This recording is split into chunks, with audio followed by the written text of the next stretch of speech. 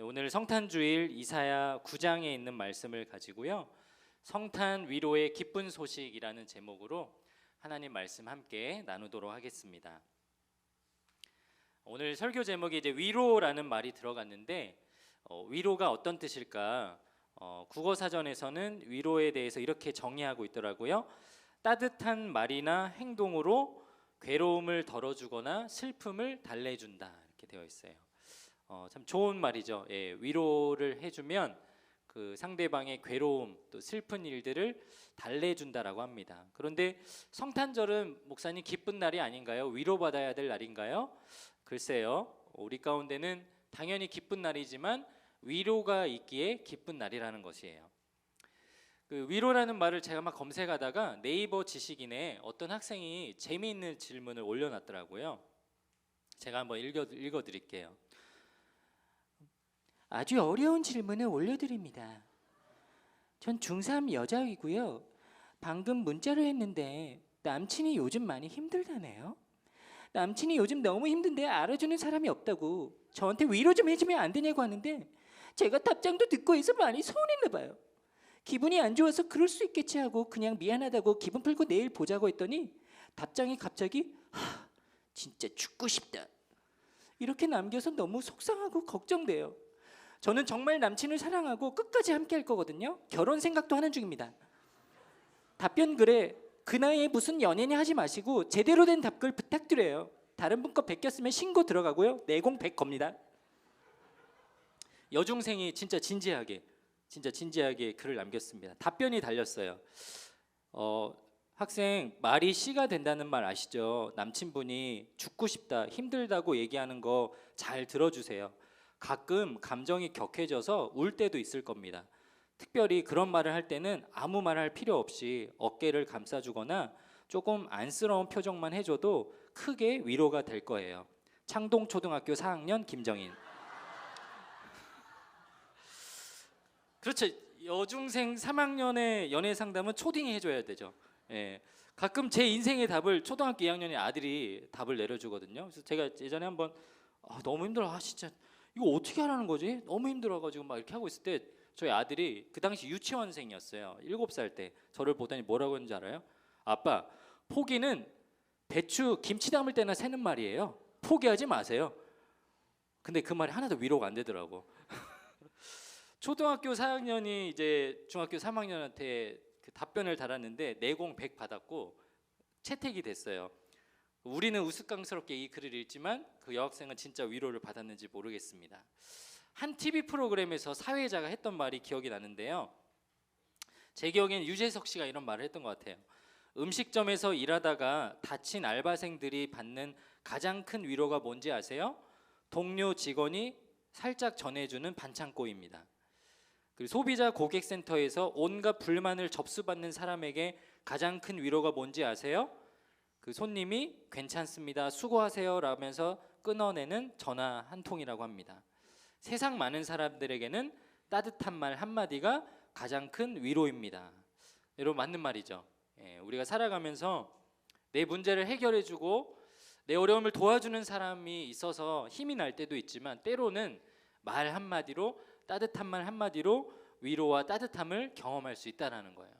저는 성탄절이 그런 날이라고 생각을 합니다. 성탄절이라고 해서 뭐 좋은 선물 받고 맛있는 거 먹으러 가고 그날을 기념하는 어떤 행동을 해서 우리 가운데 기쁜 날이 아니라 우리를 위해서 예수님이 오셨어요, 그분이 우리와 함께 하세요, 이 말 한마디로 기뻐할 수 있는 날이라는 거예요.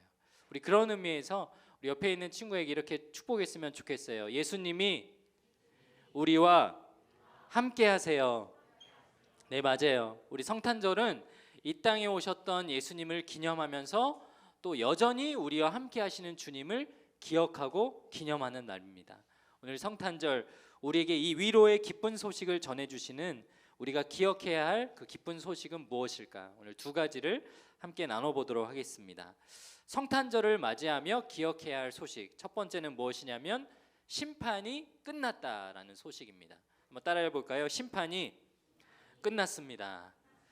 네, 우리가 지난주까지 열왕기야 말씀 보고 또 호세야, 그 전에 아모스, 또 이렇게 계속 선지서들을 읽다 보니까 구약 성경에 나오는 하나님이 그 심판하시는 애통하는 그 심정에 안타까운 소식들만 계속 들었잖아요. 그런데 이 이사야 성경에 보면 드디어 이제 그 심판이 끝난다라는 결론의 말씀을 하나님이 하세요. 오늘 2절 말씀인데 전에 고통받던 자들에게는 흑암이 없으리로다. 옛적에는 여호와께서 스불론 땅 납달리 땅이 멸시를 당하게 하셨나니 후에는 해변 길과 요단 저쪽 이방의 갈릴리를 영화롭게 하셨다. 이렇게 기록되어 있어요. 이사야 선지자는 그 이스라엘 백성이 포로로 끌려가고 그리고 남유다도 이제 곧 멸망할 것을 보면서 그 당시에 이제 사역을 했던 선지자입니다. 오늘 이제 본문에 나오는 이스라엘 백성들이 하나님 앞에 죄를 많이 지었죠. 여러분들한테 계속 설교 말씀 통해서 들었지만 뭐 제사장들도 부패하고 이스라엘 백성들도 변질되고 하나님이 원하시는 거룩한 삶을 살아가지 않을 뿐만 아니라 심지어는 예배도 다 망가뜨리고 자기들 멋대로 삽니다. 그래서 하나님이 도저히 참을 수 없어 그들을 심판하시죠. 그래서 이스라엘 백성들이 포로로 끌려가는데요. 그렇게 1차로 포로로 끌려갔던 사람들이 얼마나 시간을 보내고 돌아오냐면 70년이라는 시간을 보내고 다시 돌아와요. 그러니까 우리가 생각했을 때는 이 포로라는 이 시간이 굉장히 길고 힘들고 70년도 결코 짧은 시간은 아니지만 하나님의 입장에서 보면 전부 다 멸망시켜도 되는데 딱 70년만 고생하면 다시 재기할 수 있는 기회를 주셨다라는 거예요. 2011년에 벌써 한 13년이나 지났는데요. 2011년 1월에 한참 한국을 떠들썩하게 했었던 사건이 있었어요. 그게 뭐냐면 이제 그 아데만 그 해상 무역 때문에 지나가던 3호 주원료를 이제 소말리아 해적선이 피랍을 했던 사건이었죠. 그래서 이때 막 총으로 위협을 해서 납치를 하고 그 갇혀져 있는 이 우리나라 사람들을 이제 우리나라 이제 UDT 그 무장 군인이 가서 구해냈던 그런 사건이 있었습니다. 이 사람들이 이제 그 몇 명은 사상하고 그 자리에서 죽게 되고 저 5명 해적을 붙잡아 가지고 대한민국에 데리고 왔는데 3년여쯤 지냈을까? 이 해적들에 대한 기사가 나오는데 이 사람들이 이런 말을 하는 거예요. 한국이 너무 좋다. 그래서 우리는 지금 수감자로 있지만 한국에 기화하고 싶다. 소말리아 해적으로 사는 것보다 그냥 여기서 그 범죄자로 사는 게 그 수감돼서 교도소에서 사는 게 더 낫다라는 거예요. 왜 그런가 봤더니 교도소가 우리나라 생각보다 되게 복지가 잘 돼 있더라고요. 심지어 식단이 3가지가 있어요. 이슬람식 식단 있고 양식 식단 있고 한식이 있어요. 근데 이 소말리아 사람들이 한식을 주로 먹었는데 그 밥을 먹고 나면 그렇게 막 칭찬하더래요. 너무 맛있다고. 오늘 뭐 반찬 너무 잘 나왔다고 이런 말들을 했다라는 겁니다. 이 사람들이 너무 가난하고 힘들게 사니까 몇몇 사람들이 그냥 여기서 귀화하고 싶다라고 말을 했던 거예요. 총 5명이 우리나라에 이제 포로로 붙잡혔는데 1명은 무기징역을 받아서 지금까지 살고 있고요. 나머지 4명은 이제 그 벌써 13년이 지났잖아요. 이 복무 기간을 다 채우고 이제 벌을 다 받고 자기 나라로 추방을 당했어요. 근데 이 사람들이 소말리아에 가서 한국을 막 전도하기 시작했대요. 한국 괜찮다고 수감자로라도 가보라고 뭐 그런 쓸데없는 말들을 이제 하고 다닌다라고 하죠. 오늘 본문에 나오는 이스라엘 백성들은요, 제가 소개했던 소말리아 해적들과 같은 포로의 모습으로 살지는 않았어요. 옛날 근동 지방의 시대의 사람들이 그랬고 뭐 로마 시대의 이런 역사들을 공부해봐도 알겠지만 포로라는 이 신분은 그야말로 비참하고 불쌍하고 인간 취급도 못 받는 참 그런 힘든 일이죠. 성경을 읽어보면 이스라엘 백성들이 포로로 끌려갔을 때 어떤 장면이 성경에 기록되어 있냐면 왕이나 지도자들은 2 눈이 뽑히고 귀가 잘렸다라고 하고요. 그러니까 보지도 못하고 듣지도 못하겠다라는 거죠. 그리고 성인 장성한 남성들은 일부러 엄지 발가락을 잘랐다라고 합니다. 그리고 발과 팔에 족쇄를 차고 1년이든 2년이든 죽을 때까지 계속 노동만 하다가 죽는 말 그대로 산 지옥인 거예요. 그래서 이스라엘 백성들이 하나님 앞에 기도할 때에 포로로는 끌려가지 않겠지. 내가 이 땅에 하나님이 주인이신데 우리나라가 멸망하지 않겠지. 자기네들도 포로를 그렇게 나쁘게 괴롭히면서 본인들이 그 신분이 될지는 꿈에도 몰랐죠. 그런데 하나님이 마침내 그들을 심판하십니다. 그리고 그들을 포로로 데려가세요. 그 사건만 보면 하나님이 자기 백성을 버린 것 같아서 너무나도 슬프고 황당하고 감당하기 힘든 인생의 순간들이지만, 제가 앞서 말씀드린 대로 하나님이 심판하는 기준으로 봤을 때는 고작 70년이었어요. 70년. 그 70년의 시간을 버티고 나면 언젠가는 하나님 앞에 다시 회복할 수 있는 시간을 허락하셨다는 것입니다. 그런데 이 이사야서에 나오는 이 심판이 끝났다라는 선언이 지금 저와 여러분에게도 굉장히 유효한 말씀인 거 아세요? 생각해 보면 우리가 교회에 다니고 예수님을 인격적으로 만나고 정말 하나님의 자녀가 되기 전에는 우리도 세상의 포로로 살았죠. 우리가 세상의 여러 가지 멋있는 것들에 끌려가고 사람들에게 잘 보이기 위해서 공부하는 것에만 신경 쓰고, 누구는 성적에 묶여 있고 학교에 묶여 있고 친구 관계에 묶여 있고 이성 친구에 묶여 있고 또 다른 죄와 유혹에 묶여 있는 포로된 인생을 살았었어요. 그런데 우리 주님을 만난 이후로는 어떻게 되죠? 우리 인생이 역전되었습니다. 내가 살아가면서 감당해야 하는 많은 일들이 있지만 그럼에도 불구하고 그것 때문에 내 인생이 망했다, 그것 때문에 나는 이제 포기해야 된다, 나는 절망에 빠졌다라는 고백을 하지 않아도 되는 거예요.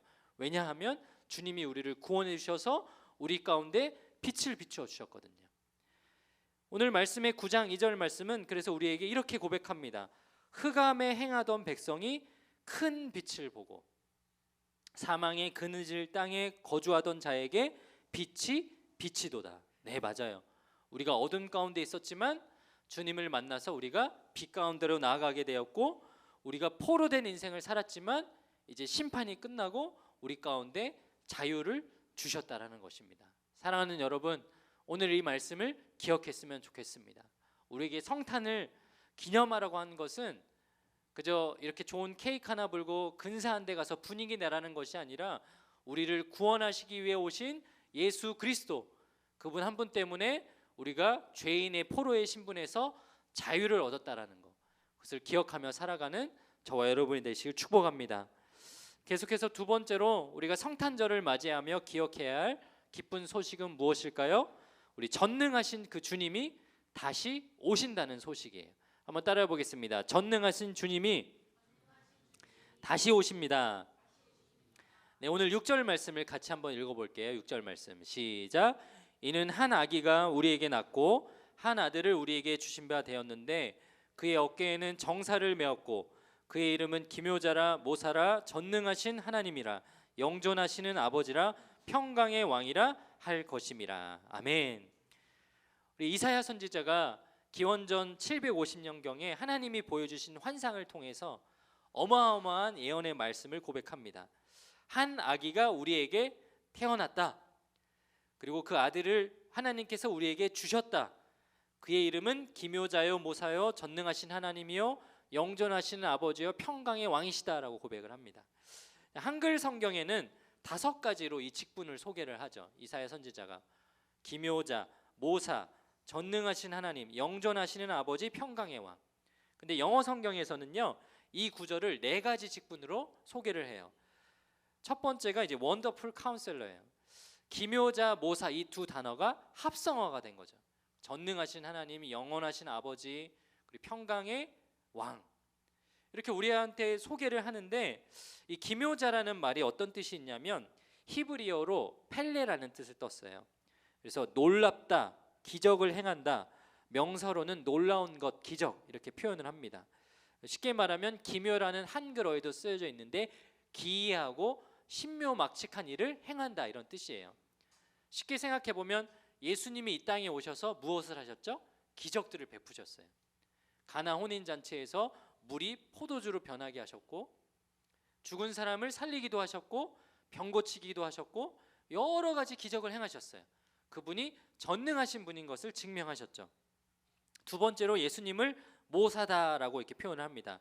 모사라는 이 말은 히브리어 야하츠라는 단어인데 조언하다, 제안하다 이런 뜻이에요.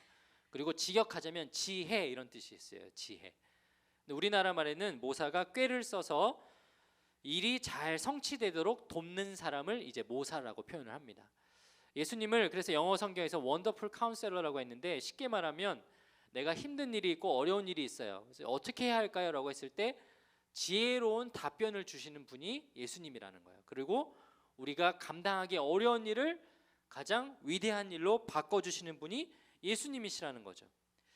제가 생각해 보면 이 세상에 많은 종교가 있고 많은 우상들이 있어요.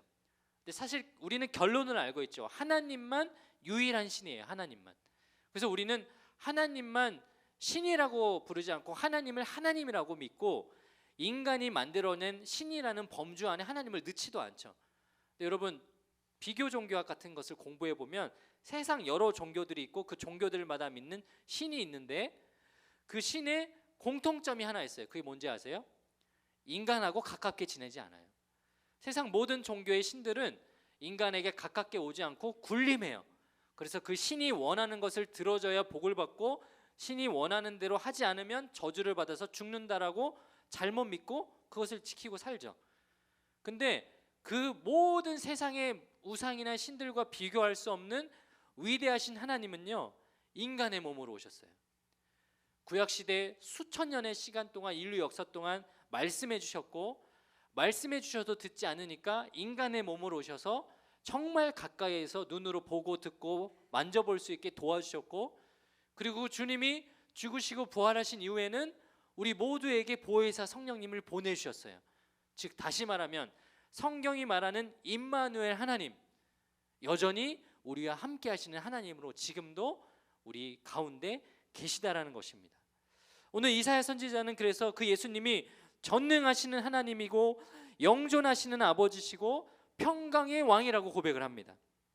영원히 계셔서 우리와 영원히 화목하고 함께 계신 분이시고 그분이 우리와 함께 하기 때문에 우리가 이 자리에 와서 예배 드릴 수 있다라고 가르쳐 주시는 거예요. 맞아요, 여러분.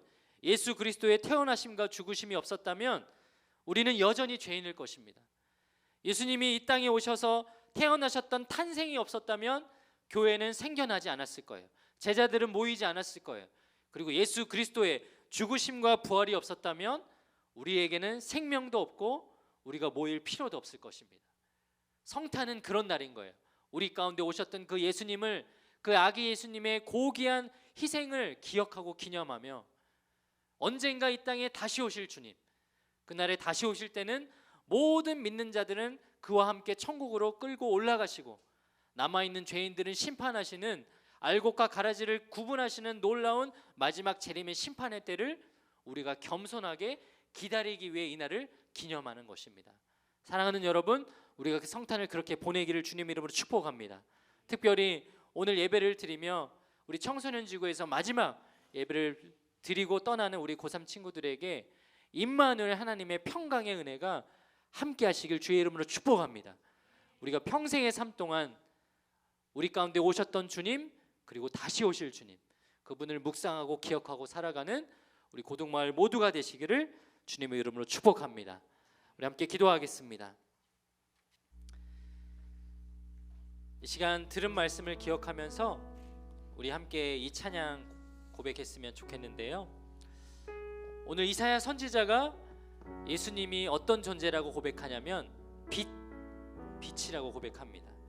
흑암 가운데, 어둠 가운데 칠흑같이 어두워서 보이지도 않는 그 어둠을 흑암이라고 하는데요, 그 가운데 소망과 같은, 생명과 같은 빗줄기로 예수님이 이 땅에 오셨어요. 그분이 이 땅에 사셨어요. 그리고 죽으셨어요. 부활하셔서 다시 하늘로 가셨는데 거기서 그냥 아무 일도 하고 계신 것이 아니라 하나님 보좌 우편에 앉으셔서 여전히 우리를 지켜보시고 중보자로 살고 계시죠. 그분이 우리의 빛이시기에 우리가 모일 수 있고 예배할 수 있는 것입니다. 우리 그 마음을 담아서 우리 이 찬양 함께 고백했으면 좋겠습니다. 예수 우리들의 밝은 빛, 하나님 앞에 이 찬양 올려드리며 같이 기도하며 나아가겠습니다. 예수 우리들의 밝은 빛, 은혜와 긍휼을 베푸시는 주, 은혜와 긍휼을 베푸시는 주, 의의 길을 따라가는 주의 자녀들에게 항상 밝은 빛을 비추시네. 그는 구원의 주 하나님, 그는 구원의 주 하나님 공의로 세상을 다스리시네. 주를 경외하는 자들에게 부어주시는 놀라운 주님의 영광. 하늘에서 찬란하게 빛나는 주의 영광 이 땅에 오셨네. 어둠을 밝히고 새 생명 주시네. 영원히 빛나는 나의 예수님 높이 영광과 찬양 받으실 그 이름 경배합니다. 슬픔은 거두고 내게 자유 주시네. 기쁨의 노래를 영원한 나의 빛 예수께. 우리 다시 한번 고백할 때 우리 다 함께 자리에서 일어나서 우리 고백하겠습니다. 예수 우리들의 밝은 빛 은혜와 긍휼을 베푸시는 주 의의 길을 따라가는 주의 자녀들 항상 밝은 빛을 비추시네. 아멘. 그는 구원의 주 하나님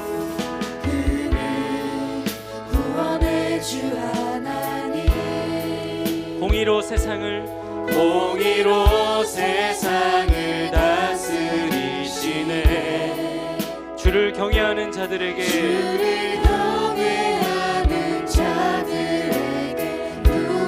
부어주시네. 놀라운 주님의 영광. 하늘에서 찬란하게 빛나는 주의 영광 이 땅에 오셨네. 어둠을 밝히고 새 생명 주시네. 영원히 빛나는 나의 예수님 높이 영광과 찬양 받으신 그 이름 경배합니다. 슬픔을 거두고 내게 자유 주시네. 기쁨의 노래를 영원한 나의 빛 예수께. 하늘에서 찬란하게 빛나는 주의 영광 이 땅에 오셨습니다. 어둠을 밝히고 우리에게 새 생명 주신 주님 새 생명 주시네. 영원히 빛나는 나의 예수님 높이 영광과 찬양 받으신 그 이름 경배합니다. 슬픔을 거두고 내게 자유 주시네. 기쁨의 노래를 영원한 나의 빛 예수께. 우리 함께 여러분 가슴에 손을 대고 같이 기도했으면 좋겠는데요. 이 땅에 오셨던 주님 그리고 하늘로 올라가신 그 주님이 우리 가운데 임마누엘 하나님, 성령 하나님을 보내주셨습니다. 그분이 우리와 함께 하시기에 외롭지 않을 수 있고 포로되지 않을 수 있고 죄 가운데 묶여있는 것이 아니라 하나님 빛으로 비춰주신 참 자유를 경험할 수 있는 것입니다. 이 시간 우리가 선포했으면 좋겠습니다. 하나님, 우리는 더 이상 죄인이 아닙니다. 우리는 의인입니다. 하나님의 자녀입니다. 하나님이 우리와 함께 하십니다. 그 믿음 가지고 살아가는 저희들이 되게 하여 주시옵소서. 그리고 예수님 다시 오실 그날까지 복음의 기쁨과 소망 가지고 살아갈 수 있는 저희들 되게 하여 주시옵소서. 특별히 오늘로 이 예배의 자리를 떠나는 우리 고3 친구들과 우리 목자님들, 그분의 삶 가운데 주님 영원히 함께 하시고 인도하여 주시옵소서. 우리 주의 이름을 크게 한번 부르짖고 통성으로 기도하겠습니다. 주여, 아버지, 그렇습니다. 주님 이 땅에 오셨고 이 땅에서 우리를 함께 하셨고 심판을 끝내주시고 언젠가 다시 오실 전능하신 하나님이십니다. 영존하신 아버지시고 평강의 왕이십니다. 하나님, 우리 가운데 성령 하나님을 보내주셔서 외롭게 이 땅 가운데 사는 것이 아니라 이곳에 오셨던 그 임마누엘의 예수님 그리스도가 지금도 여전히 보혜사 성령님으로 우리와 함께 하시는 줄 믿습니다. 이 시대를 살아가는 저희들이 주님과 함께함을 잊지 않게 살아가게 하여 주시옵소서. 인생의 여러 희노애락을 겪을 때마다 주님 앞에 감사와 기쁨과 위로와 소망을 가질 수 있는 저희들 되게 하여 주셔서 하나님, 이 시대를 살아가는 우리 고등마을 모든 친구들이 또 우리 목사님들이 성탄의 기쁨을 누리며 그 참 소망을 누리며 살아갈 수 있는 주의 백성들이 되게 하여 주시옵소서. 우리 가운데 그렇게 인도하시고 희망을 주실 것을 소망합니다.